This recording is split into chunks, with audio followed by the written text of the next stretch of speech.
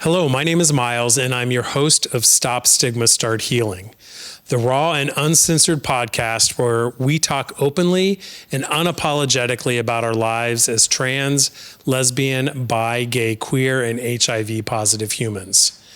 Our goal is to stop the stigma that prevents us from getting the health care we deserve. Each episode, we're going to feature real people in our community in storytelling and conversation. These are real people. I'm motioning to you all as the real people. Our disclaimer is the experiences shared here are valuable and important. They are based on the lives of those in this space and some of you who are listening.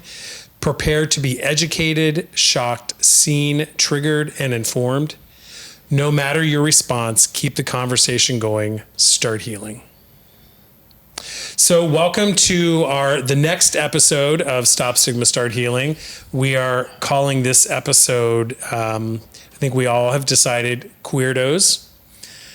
So I'd like to first go around and have our guests introduce themselves and give us some basic information about who they are before we start in on the questions. And I'm looking over here, so ladies first. Yeah, so my name is Kelly. I am a case manager, and my pronouns are she, her, hers. I also have a side gig selling records.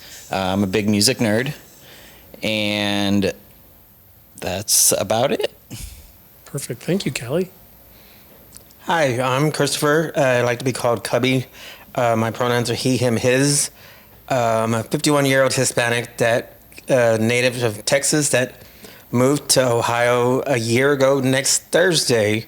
So this has been a great honor to have been asked to be here today. So I'm looking forward to this. And I'm glad to see that you have registered to vote and you've already voted today, early voting. So yeah. Amazingly, when we got there, the line was kind of wrapped around the building. I said, oh, that's going to take forever. It was literally 20 minutes in and out. Very good. And last but not least, here to my left. I'm Alex, pronouns he, him, his. I am a blind trans man, and we have a 2-month-old at the house. So I'm a new proud daddy, and that's just a little about me for now. Very good. So welcome, and thank you all three for coming here. So as I mentioned, the episode is called Queerdos. So folks at home listening are probably wondering what the heck we're going to get into. And when we use that word, first of all, it's a sort of an opportunity to reclaim a word that maybe many of us were called a version of, that queer we're called as kids growing up as a way to make us feel bad about ourselves or feel othered. And we have reclaimed that word and have put a little spin on it to make it even more amazing for us. In preparing for tonight's episode, I actually did some little research online, and actually just a little, because every single poll I looked at had different numbers. So I'm going to share these numbers, and I realize that there are probably opportunities to dispute these and to dispute the source. But these figures come from Gallup, and these are Americans who self-identify in 2022 as being what we're calling queers, but it being in the LGBTQ community. So of the Gen Z population, 20.8% of the Gen Z population identifies as being in the community. 3.5 didn't answer the question. So we think that number could potentially go up. Millennials, 10.5%. Interestingly, 7.1% of millennials wouldn't answer the question. The rest all said they were straight. Generation X, 4.2%. Somehow something happened with that generation. 6.5% of those Gen Xers wouldn't answer the question.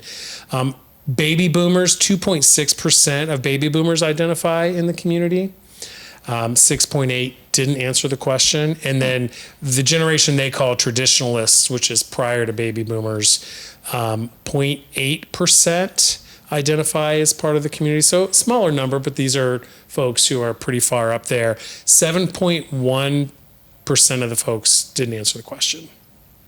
Interesting. Yeah. So there's you can look at other polls and find out. I think being a part of the community, we often use the 10% as sort of an average. Like we think we are 10% of the larger population. However, I think those numbers have not necessarily represented the entire umbrella of the LGBTQ community. I think historically those have been L's and G's and not often T's, or people who identify as queer, or some of the other identifications in our community. So For you sure. look like you have something to say. Yeah, I feel like the numbers are naturally skewed because of stigma. And People are that's afraid to respond to those questions because the hate that you're gonna get. Just like when my husband left me here today, I kind of got a little nervous waiting on the sidewalk because someone yelled out, "Oh, you f the nasty word," and I was like, "Oh," I was like, I saw my husband drive off, and I was like, "Okay, they'll be here in a minute, and I'll be okay." So yeah, for some, it's just that thought of, do I put myself out there, and do I want that hate to come back on me? Sure. I think that's like, even with those numbers, it's very viewable there that like the older, like the further back you go, the more stigma there is with those communities. So like, and I definitely see it with It the was Gen crazy Z for them to population. come out back then, as compared to so many things have changed in life today that it's a little easier for some of the people, some of our younger LGBT family to come out versus 51 years ago for people coming out when I was born. I'm sure they didn't just say, "Oh, hey, I'm here," because back then you just didn't do stuff like that. Right. And there was no representation or media there. Or You didn't anything. know who to really believe and who to trust. So yeah. So let me take it one step further. So of the LGBTQ, using their words, U.S. adults, 13.9% identify as lesbian, 20.7% identify as gay, 56.8% identify as bisexual, 10% identify as trans or transgender, and 4.3% identify as other or gender or same gender loving. So I think those are just interesting numbers. I don't know, maybe not that interesting, but it's, someone calls you on the telephone and starts asking you a bunch of questions, I might get suspicious. So, Yeah, especially if they're strangers. Yeah, For yeah. sure. So if we could go around the room, and we'll start here to my left, Alex, I'll have you go first. Tell the folks listening at home about your coming out story. Okay, well, I'm going to make a joke. Which one? Yeah, Okay, well, so yeah, all of them. I'll But, try but to- we have an hour. So. I'll try to dumb it all down. So, when I was a kiddo, Not a queerdo, but a kiddo. yeah, okay, a queer kiddo, Okay. we'll say. When I started to kind of hit puberty, I was like, I think I like girls and all this. And so one day I decided to, tell my mom about this. This is kind of a short version. I told my mom about it. She freaked out, and that didn't go so well. And the next day she was like, "Oh, well, it's okay, as long as you don't act on it," basically. So my family was really religious, and I have a lot of religious trauma sorting that. So then that happened, and then eventually over time, going through high school, I had boyfriends, some of which may have been a cover-up, some, not so much, just kind of still trying to figure everything out. Eventually, I discovered that I'm actually pansexual. That took years, but figuring that out. And then in 2016, I went to a trans support group with a friend of mine, and I was like, well, maybe I'm not quite a girl either. Fuck. So, that happened, and first identified as gender fluid. It was like this kind of switch in my brain I felt would kind of flip. That's the best way to describe it for myself. So that happened, and eventually figured out in 2019. Yeah, I'm a guy. I'm a trans guy. So, and then, at that point started taking steps to, medically transition. I was binding in 2019, got top surgery, I started testosterone in 2020. In 2021, had top surgery, and then this past year had a hysterectomy. So that is that. Okay. Okay. Well, thank you. That wasn't super long. I was trying to make yeah. sure I didn't. I was like, I only got like a few minutes. Crap. Yeah. Cubby, how about you? Let's see. My coming out story was wasn't as difficult as some people's. I mean, I have an older brother that I lost 30 years ago, and growing up, my mom would when it was right after high school. I played the whole entire straight thing until high school. I graduated, and I was like, yeah, this isn't for me. Then somehow or another, I had a friend that said, let's go to the bar, and took me out to Heaven in Houston, Texas, and that's where it all started. And I would literally go out to the bar, come home kind of cocktailed, and my mom's like, you can't be doing all that stuff because you know that you can get sick, and I don't want to lose you, and So I still went out, and I lost my brother 30 years ago to HIV. And then the very next year, I tested positive. And I've had my mom and dad's support 100% all the way through life up until I got married. We got her, and even then, we still had the support of them. Then we got our names legally changed to our married name, and then right at that point, they stopped talking to us, which just kind of really hurt because I've literally helped so many other friends kind of help get through that beginning stage, scared, oh my God, what am I going to do? And I've helped them, and then I've never knew what it felt like to be kind of kicked out up until 2 years ago when we got our names changed. And I literally asked him, I said, what is the deal? Why are y'all not talking? Well, we just don't need to talk about it. And it's like, okay, well, whatever. They didn't come to the wedding because they felt that it was during COVID. It wasn't a time to be around people. But yet 2 weeks later, there was a cousin of ours that none of us even knew was a cousin that died.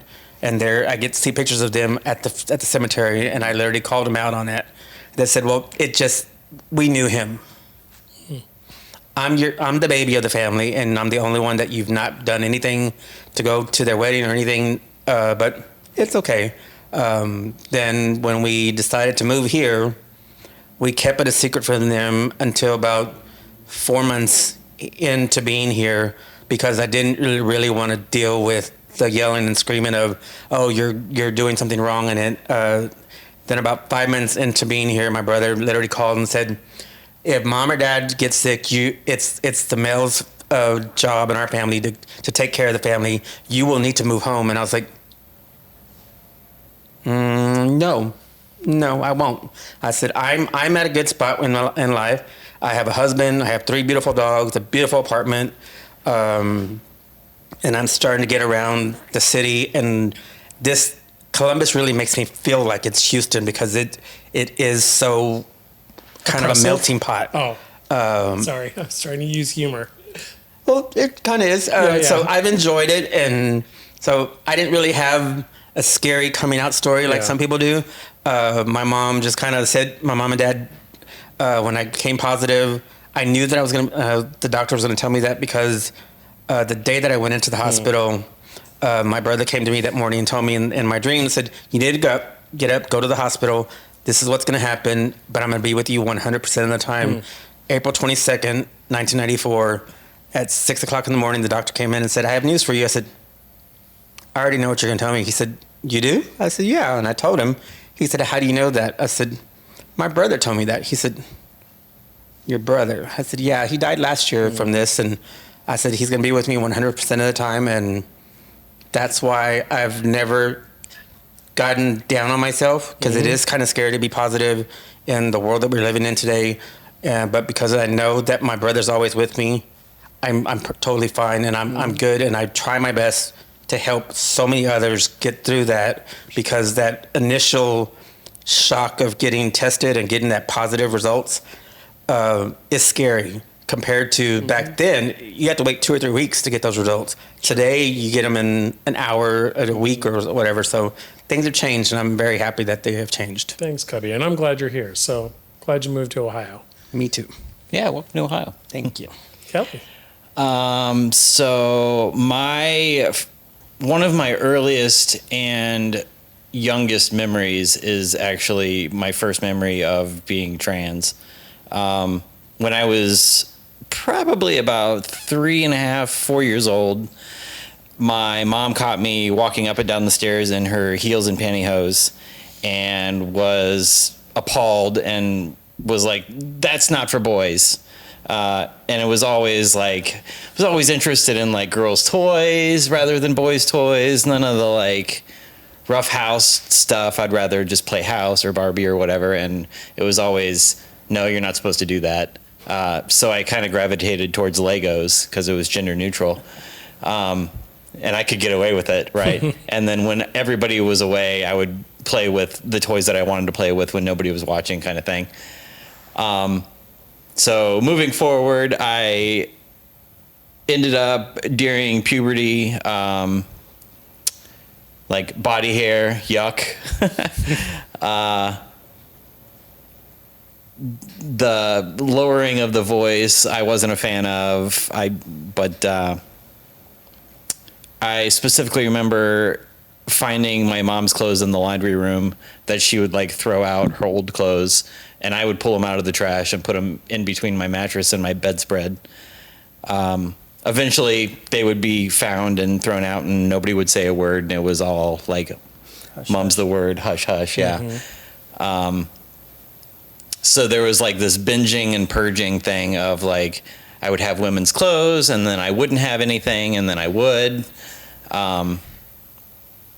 And kind of played the straight, cis, white male, overcompensated frat boy role for a little while. Made it through high school, through college, and finally I got to the point where like I just couldn't do it anymore. I was at the point where I was very suicidal. I was very unhappy. In every relationship I was in, it was very like, there was always like this piece of like dishonesty that like, it was hard to communicate with my partner because I couldn't be fully honest and fully myself with them. And that always ended up the end of the relationship. Mm-hmm. That was the breaking point. So finally after college, I came out, did the, disconnected. Lived like half my life as a guy and the other half at home as a girl. So work-life balance kind of thing. And then eventually kind of crossed over and kind of never looked back after that. So 100% all in now. Right. Proud of you. No going back. Yeah. Well, great. So thank you. And so the next question, and Cubby, you took us there talking about your early days going to heaven in Houston. But I wonder from the other two, and certainly chime back in, Cubby, what were some of your earliest memories of queer culture? Even maybe things before you came out. What were some of those markers or things that you saw and, you either like distanced yourself because you didn't want to be identified or like wondered, gosh, what would that be like to be able to be in that? For me in Houston, we used to have different retail stores that sold a lot of the different gay stuff there that always had kind of a back room of sorts that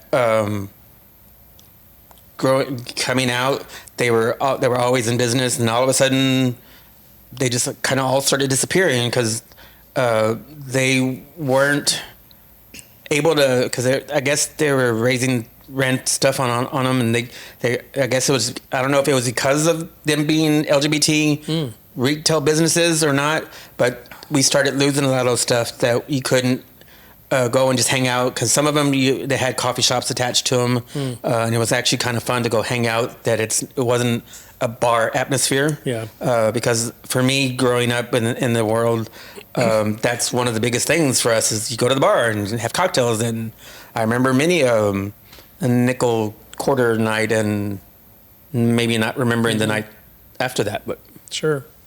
Alex, how about you? Some of my earliest, I think, was like just I think about when Ellen came out on TV, and I was just like, oh my God, somebody kind of like me, like 1996. I remember when the episode, I think it was 96, 97 when the episode aired, and I was just like, oh my God, she totally did a thing, and I was very happy about this. Yeah. Yeah. How about you, Kelly? So when I was growing up, there was basically non-existent media representation of trans women. I remember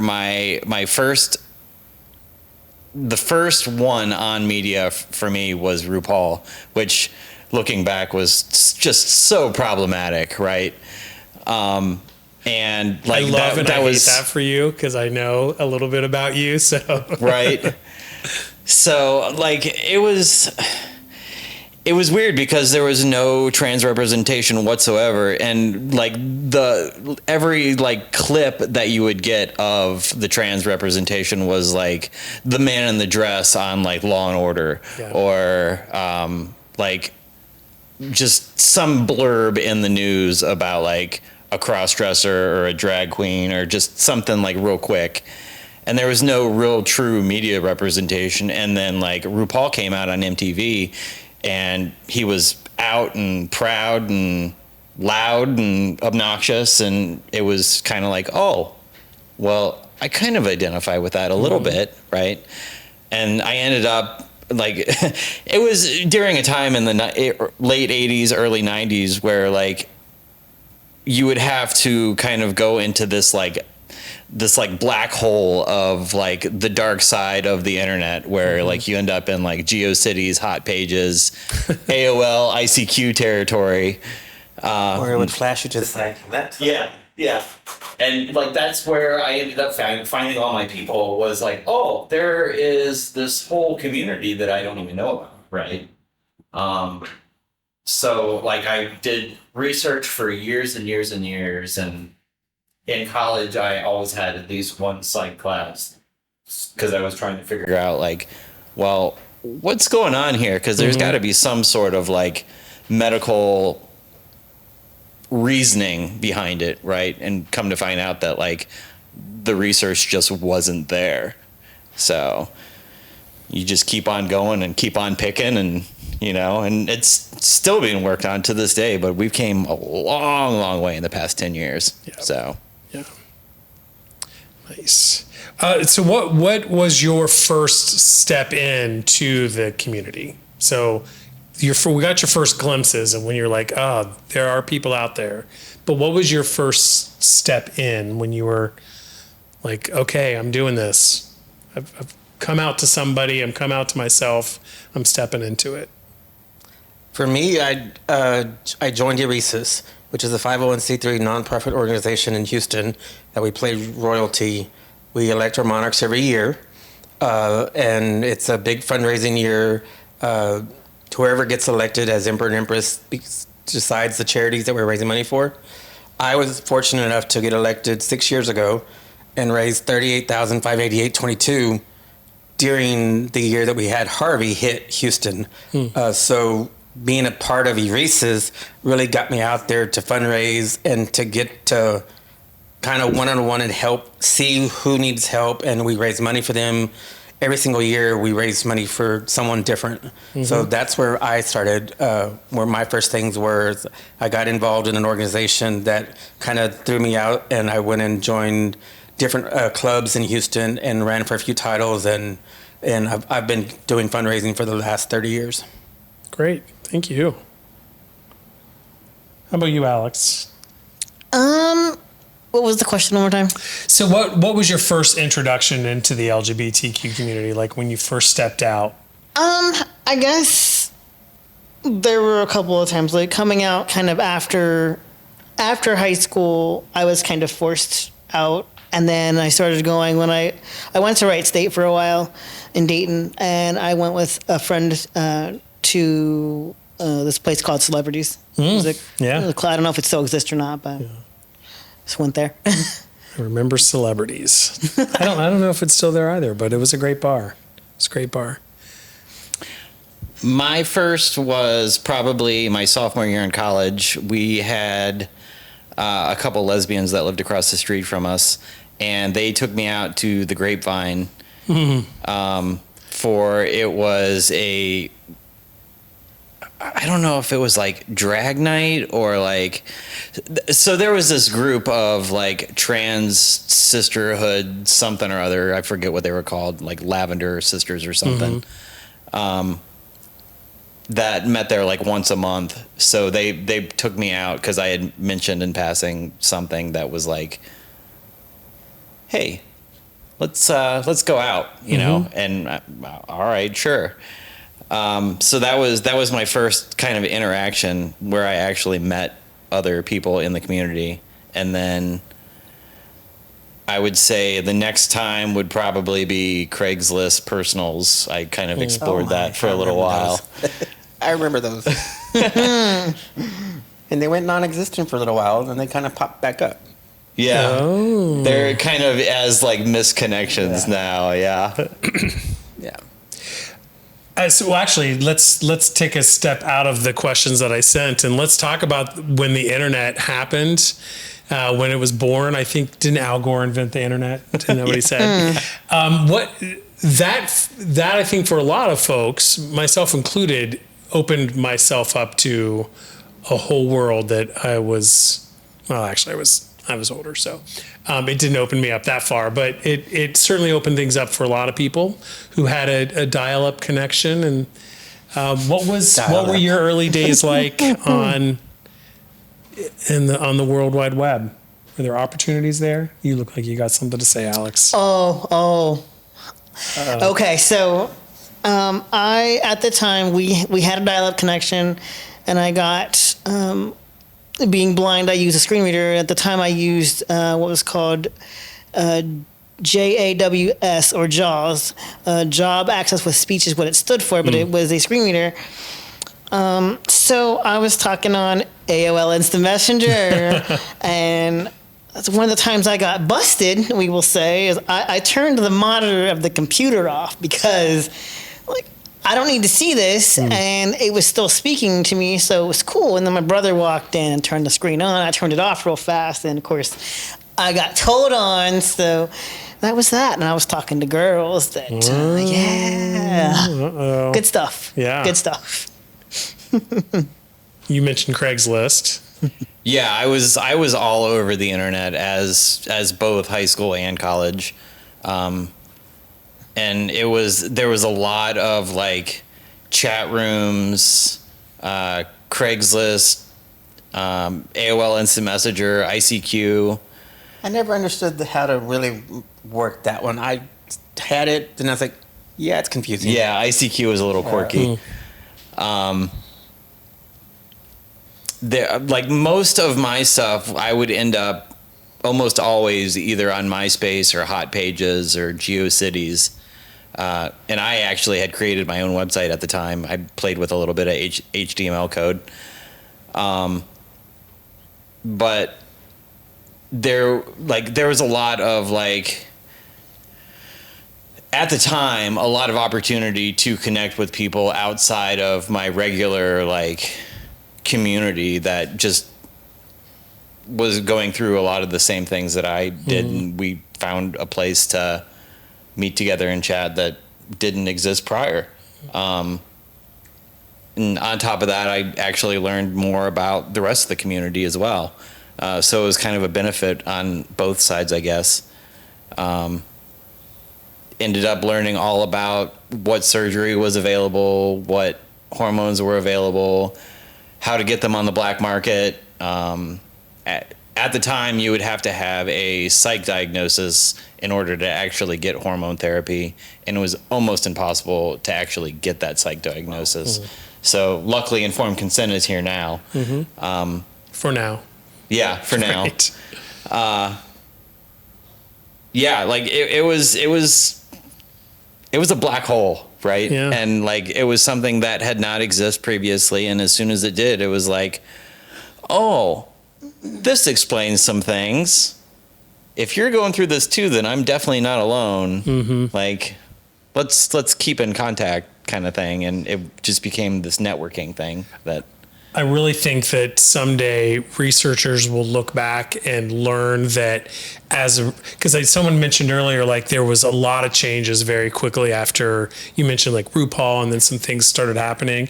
And I credit, with no science behind it, the internet, because we were no longer isolated in our bedroom. Yeah. And even to the forging of us as like one community, that I think before it was, gay men connecting with gay men and trans people connecting with trans people and lesbians connecting with lesbians.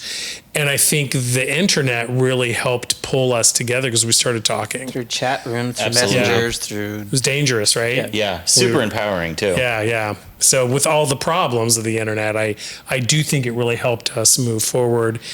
So let's go to maybe this is, I'm not going to key it up. I'm going to just ask the question. So if you ran the alphabet mafia, as I have been told we call the LGBTQ world that we live in, if you ran the mafia, how would you do Pride? I know you have opinions, Kelly. Yeah, I definitely have opinions on this one. I would focus on the most marginalized of us first and foremost. So like the first example that comes to mind is Black Pride 4, right? Mm-hmm. I think that was done completely wrong.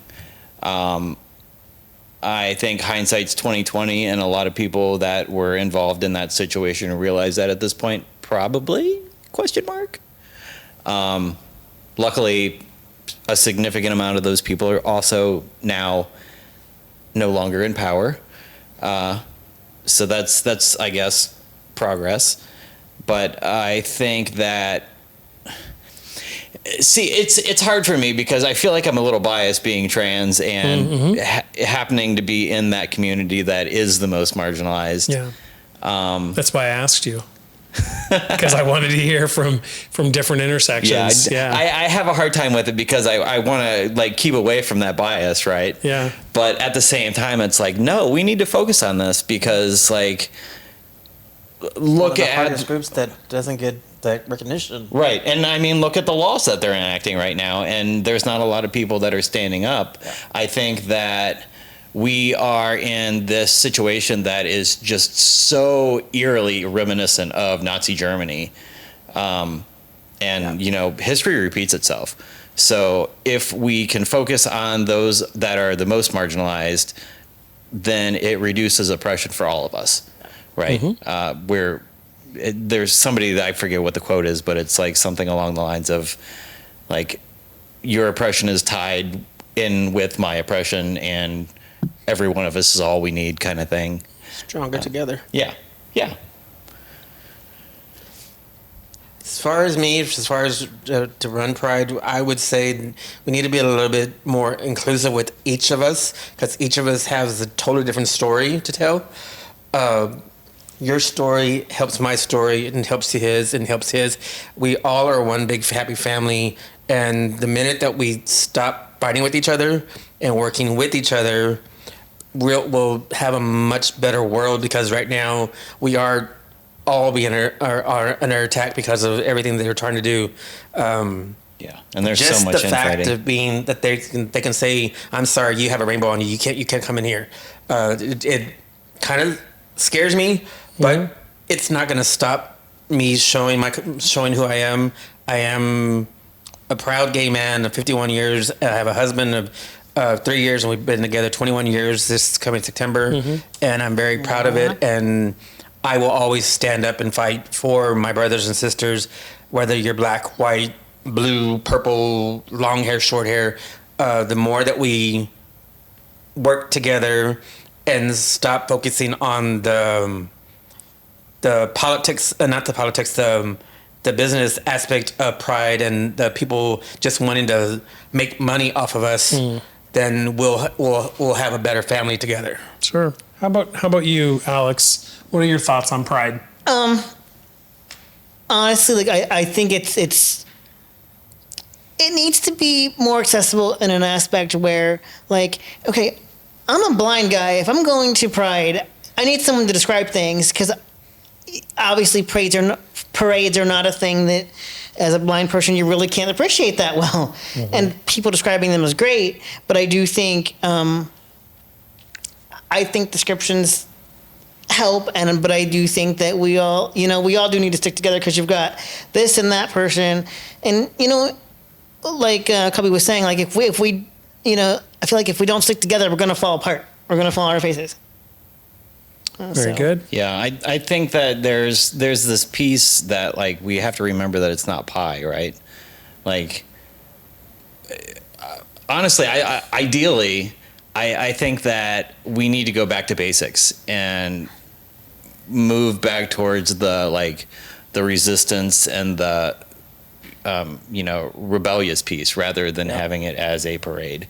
Because this whole rainbow capitalism thing is just like so overdone every year, and everybody just buys into it. You can go into all kinds of crazy stores now during June, and there's tons and tons of rainbows that a month before that they weren't even there. They're just trying to make money, because they know that each of us want to wear the pride colors, and they're just trying that they know that they're going to make money off of us. So. Right, especially when the first sign of fascism shows up, like they pull it right off the shelves, right? Like we saw that with Target this year. Yeah. Before we take a short break, there's been some words that have come up tonight on our podcast, and I thought for the folks listening at home, we could define those. And some of the words are escaping me. Like Alex, I heard you use the word pansexual. Yes. And I thought folks at home may not know what that is. Kelly, you used some other words.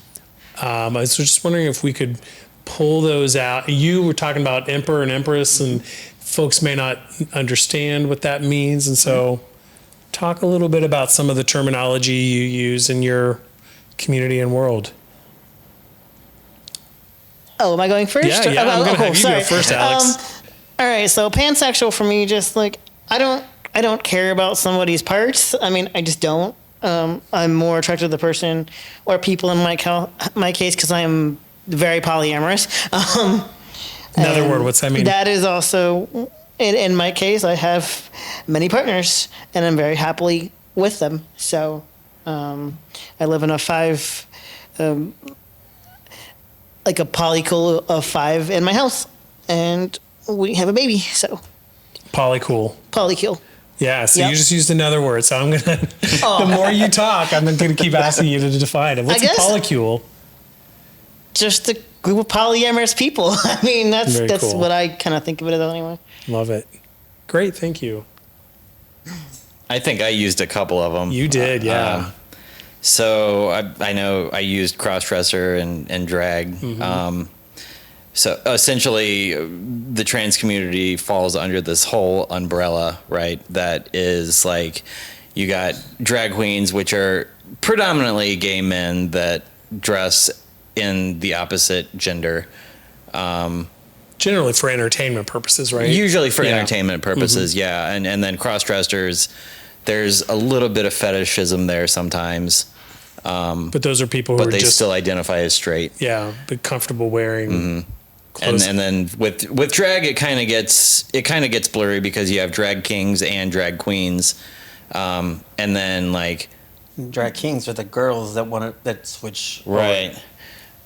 And then you got your let's see, transvestites are specifically fetish for sex.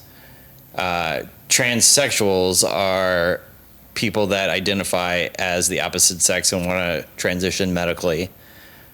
And then you got NB, which is non-binary, gender non-conforming. They don't fall into the typical binary of like male and female, kind of somewhere in between on that spectrum. What else? The word cis, which has just been banned on Twitter. Yeah. And what's for the folks listening at home? What does cis mean? So cisgender it basically means that you identify with the sex that you were assigned at birth. So let's say you were born assigned male at birth, which is you have male parts, and you identify with that. That would be cisgender. Okay. And then intersex is another one where like you might have more than one secondary sexual characteristic. Like let's say you have a penis and breasts, or in some cases a penis and a vagina, or there's all these different kind of like diversified biological aspects of that whole thing too, which honestly I think trans people there's probably a biological component as well, but who knows. Okay. Cubby, how about you? Any words you want to define for us?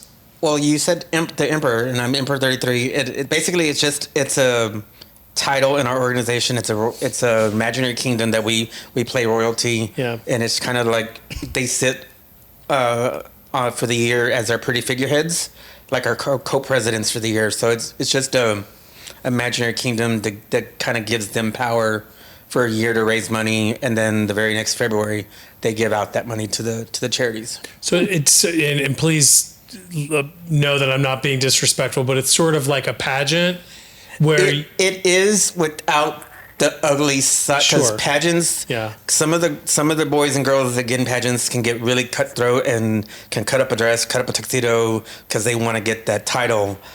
Where with us, we have to throw our name into the hat in October, and we campaign with this, walk around with a sash on our crosses that says "Candidate for Emperor," blah blah blah blah, and you come in January.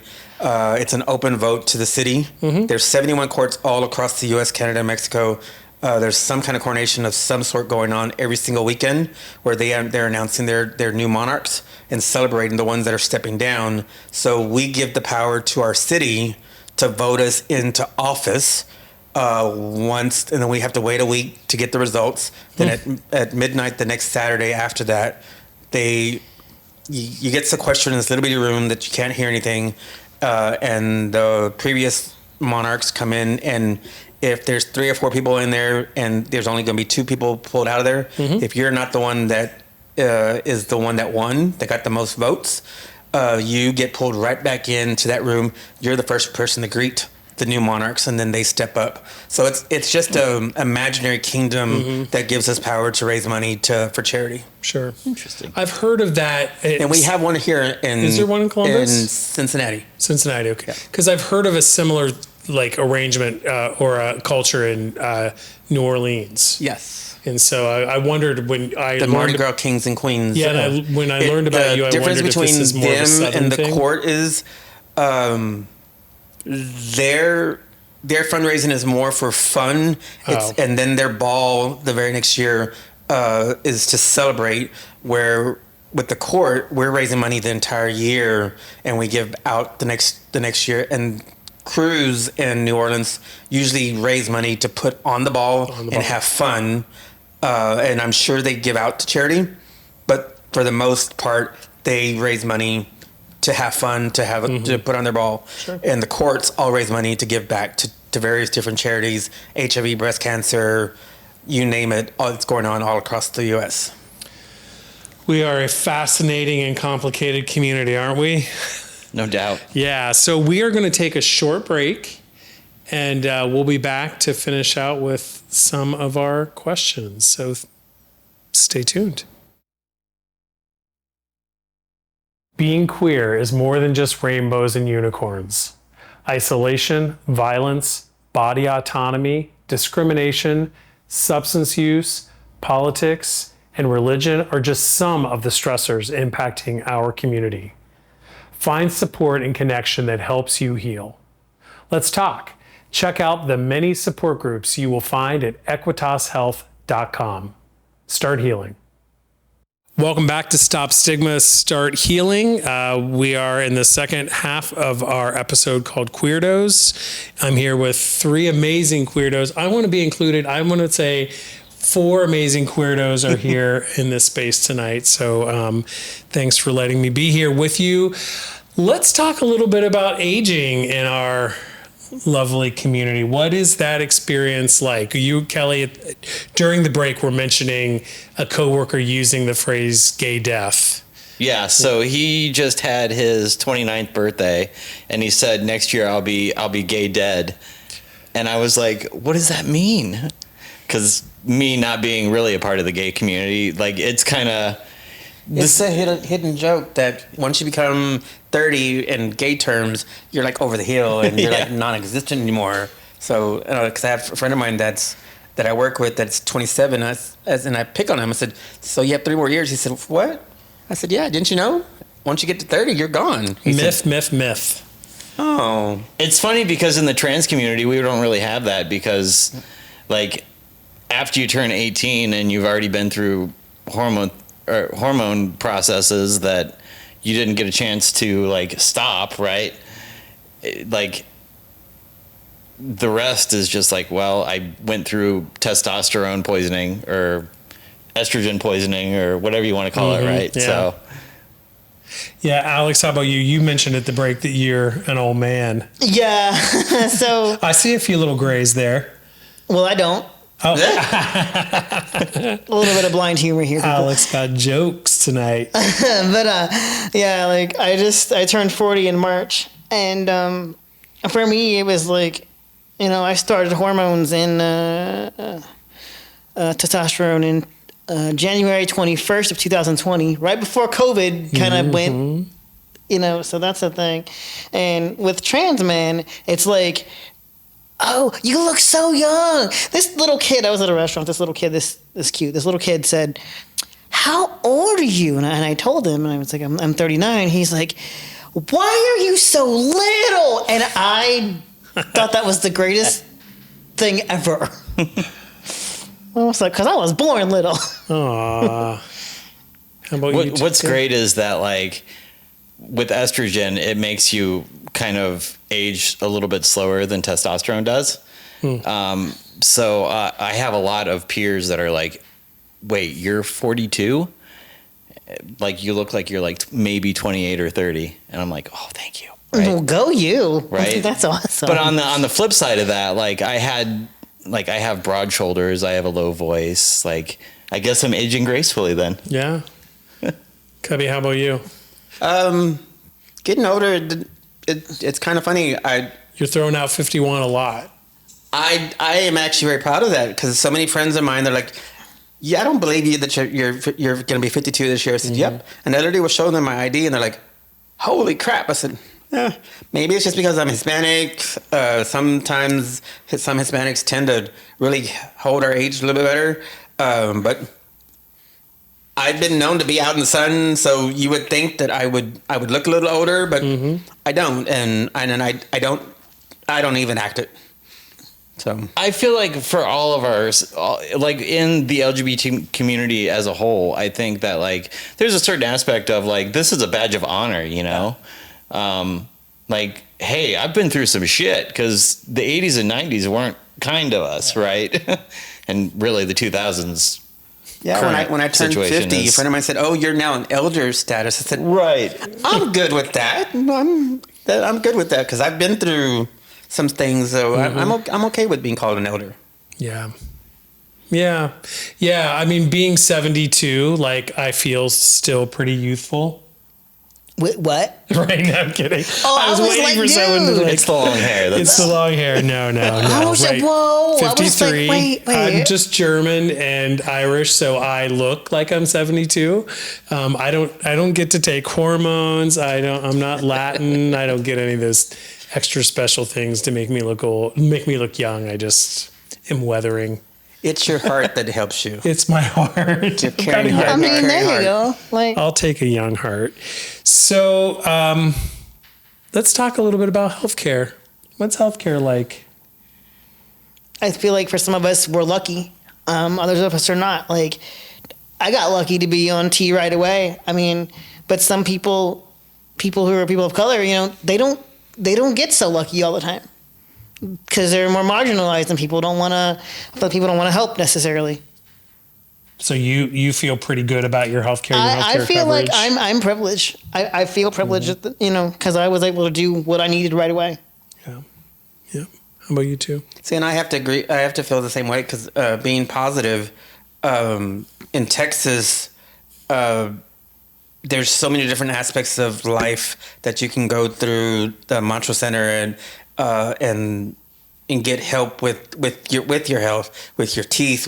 And in Texas and Houston, every 2 years I would get a free pair of glasses through my doctor, because that was one of the things that being positive gave me. Coming here, we don't get the glasses here, but I've been able to go see the dentist. I have a really awesome doctor. So being positive, for me, I feel that there's some things that I'm very proud that I'm able to get.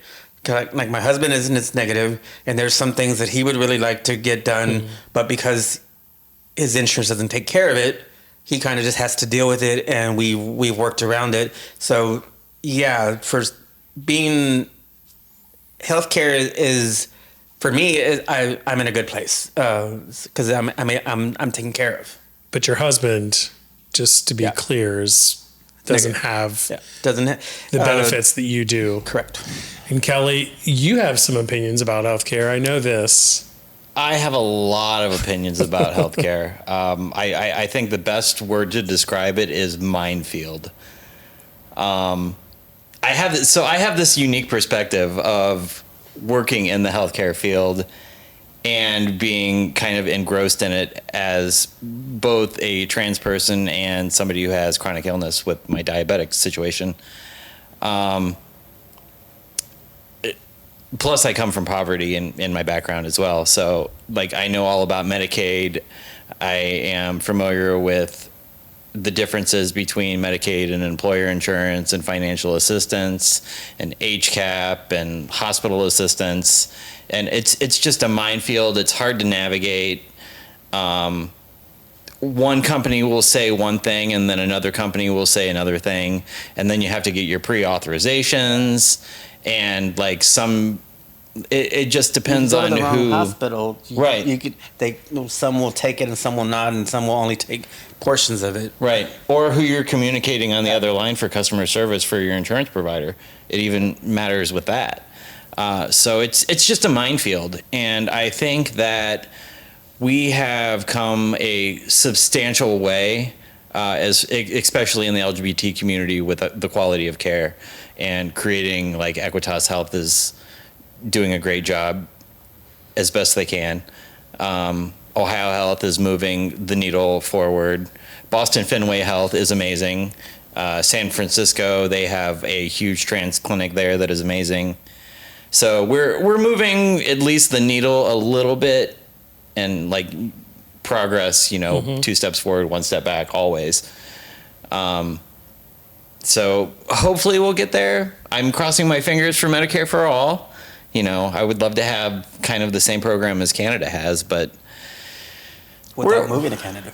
Yeah, without moving to Canada, because I don't like being cold. It's cold there. It's cold. Yeah, so I think we have a long way to go. At least the door's open. You just got to keep it open. Yeah, sure. The W path has been improved this recent year, so that's been a needle movement. Good. So another one of those words. WPATH. WPATH is World Professional Association of Transgender Health. Very good. Thank you. And as I look out the window behind you and I see the State House, insurance is making some changes because we have great politicians in our state who are really fighting for our rights, right? Alex? Kelly? Yep. Fighting for our rights. Yep. Maybe our total religious rights. Yeah, total tongue in cheek. So let's talk for a minute about how scary things are in the state of Ohio right now. And I know you came from Texas and you'd lived in Florida. Both of you had lived in Florida. So it's like, it's not just Ohio, but this is essentially an Ohio-based podcast. And so it's pretty scary right now. Yeah, it's terrifying. It's very important to go vote. Very important to call your legislators. Be vocal. Yeah, be vocal. Be as loud as you can, and tell everybody to be as loud as they can. We need all the support that we can possibly get. I think that it's really, really important to have co-conspirators right now. Mm-hmm. We got to get people in office that are really going to stand behind us, and all across the U.S. we got to really get the people that are against us out and and always make sure that we vote. It's a simple little thing. Just go in, spend a little 20-minute time frame.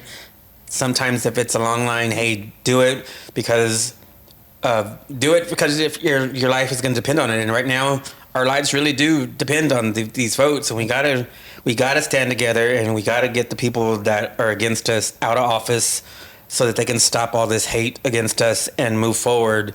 We don't want to go back to the Nazi time frame where, because you're gay, that you're going to start rounding you up and putting you in buildings and secluding us away from anything.